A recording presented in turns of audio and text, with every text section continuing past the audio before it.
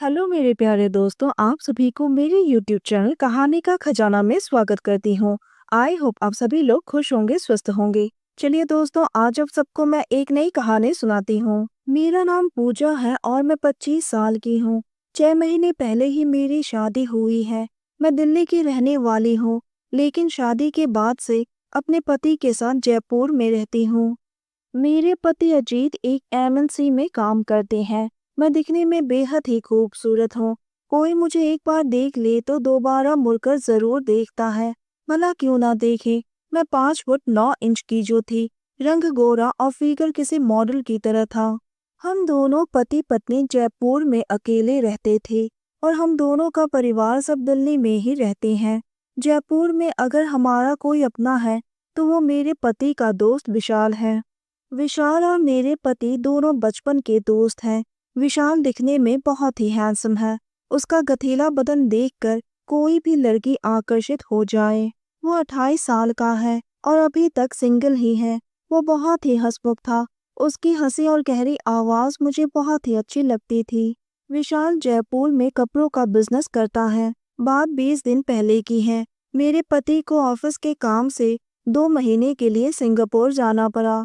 उसी दिन विशाल हमारे घर आया और मेरे पति ने कहा कि मैं तो सिंगापुर जा रहा हूँ, पर पूजा यहाँ पर 2 महीने तक अकेली कैसे रहेगी। दोस्तों, चैनल पर नए आए हैं तो इस वीडियो को एक लाइक करें और चैनल को एक सब्सक्राइब करें, ताकि ऐसी ही कहानियाँ आप सबके समक्ष प्रस्तुत कर पाए। चलिए दोस्तों, अब कहानी में आगे बढ़ते हैं और आपको यह कहानी सुनाते हैं। तभी विशाल ने कहा, मैं कुछ दिनों के लिए दिल्ली जा रहा हूँ। घर वालों ने बुलाया है और वो भी लड़की देखने के लिए। इस बार लगता है घर वाले मेरी शादी करवा कर ही मानेंगे।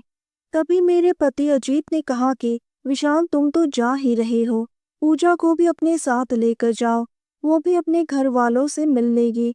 विशाल ने कहा, ये भी कोई कहने की बात है, तुम टेंशन मत लो, मैं भाभी को अपने साथ लेकर जाऊंगा। मेरे पति ने फोन करके घर वालों को बता दिया। सभी बहुत ही खुश हो गए। लेकिन प्रॉब्लम ये थी कि 2 दिन के बाद विशाल दिल्ली जाएगा और मेरा अब तक टिकट भी कंफर्म नहीं था। तभी विशाल ने कहा, भाभी की टिकट कंफर्म नहीं है तो क्या हुआ, दिल्ली ही तो जाना है, हम दोनों एक ही बर्थ में चले जाएंगे। फिर भी मैंने एक अपने लिए वेटिंग टिकट लिया। आप लोगों को पता ही है, जब ट्रेन आकर प्लेटफॉर्म पर रुकती है तो कितनी भीड़ लग जाती है।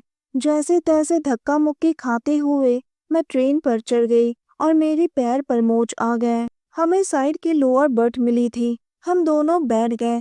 विशाल को बहुत बुरा लगा कि मेरे पैर पर मोच आ गया।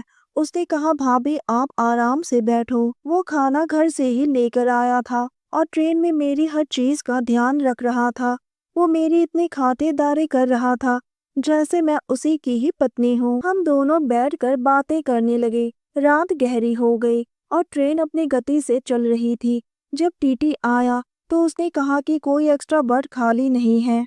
हमने सोचा कि चलो कोई बात नहीं, एक ही बर्थ में एडजस्ट कर लेते हैं। पर्दा लगाकर हम दोनों बर्थ पर अपने पैर फैलाकर बैठ गए। हमारे पैर एक दूसरे को छू रही थी। तभी अचानक से विशाल ने कहा, भाभी ट्रेन में चढ़ते समय आपके पैर में तो मोच आ गई थी, अब कैसा है। मैंने कहा, अब धीरे धीरे दर्द बढ़ने लगा है। हमारा सफर लंबा था तो मैंने विशाल को कहा कि मैं अपने कपड़े चेंज करके आती हूँ। मैं बाथरूम में गई और नाइटी पहनकर वापस आकर बर्थ पर लेट गई। तभी विशाल मेरे पैर को हल्के हाथों से मालिश देने लगा। मैंने कहा, अरे विशाल, क्या कर रहे हो, रहने दो। उसने कहा, नहीं भाभी, आपको आराम मिलेगा। धीरे धीरे उसने मेरी नाइटी को ऊपर तक उठाया और मेरी जांघों तक मालिश करने लगा, जिससे मुझे कुछ कुछ होने लगा। ट्रेन में एसी चल रहा था तो मैंने कंबल ओढ़ लिया और विशाल भी उसी कंबल के अंदर था। ट्रेन में सभी लोग सो गए थे। मैंने भी धीरे से अपनी करवट बदल ली। विशाल का पैर अब मेरी पीठ को छू रहा था, जिससे मुझे अजीब सा फील हो रहा था। उससे रहा नहीं गया और मैं उठकर बैठ गई। विशाल ने मेरा हाथ पकड़कर मुझे अपनी बाहों में भर लिया। मेरी सांसें तेज हो रही थी। ट्रेन में अंधेरा होने के कारण से माहौल कुछ अलग ही था। विशाल ने अपने हाथ मेरे चेहरे पर फिराए और मेरे होठों को छुआ। मेरी नजर उसे हट ही नहीं रही थी। उसने कहा, पूजा तुम कितनी खूबसूरत हो। मैंने उसे कुछ जवाब नहीं दिया। हम दोनों एक दूसरे की बाहों में थे। उसकी गर्म सांसें मेरे गालों को छू रही थी और मेरी दिल की धड़कन जोर जोर से धड़क रही थी। रात गहराती गई और ट्रेन अपनी रफ्तार से चलने लगी। उसने कहा, मैं तुम्हें बहुत पसंद करता हूँ, लेकिन अपने दोस्त को धोखा नहीं दे सकता हूँ, नहीं तो तुम्हें कब का अपना बना लेता। लेकिन आज रात के लिए तुम मेरी हो। तुम चिंता मत करो, ये बात मेरी और तुम्हारे बीच ही रहेगी।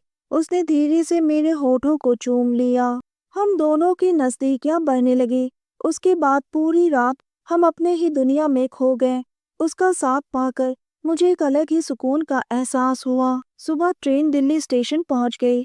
घर वाले स्टेशन पर लेने आए। उन्होंने मुझसे पूछा, पूजा तुम लड़खड़ा कर क्यों चल रही हो? मैंने कहा, वो ट्रेन में चढ़ते समय मोच आ गई।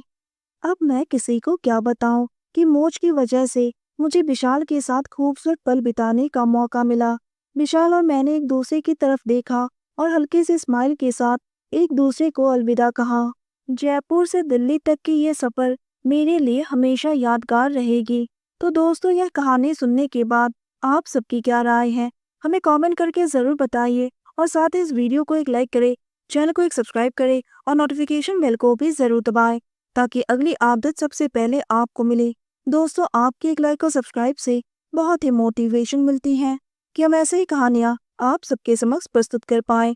आप सबने अपना कीमती समय निकालकर इस वीडियो को सुना, इसके लिए आप सभी को धन्यवाद करती हूँ। धन्यवाद दोस्तों।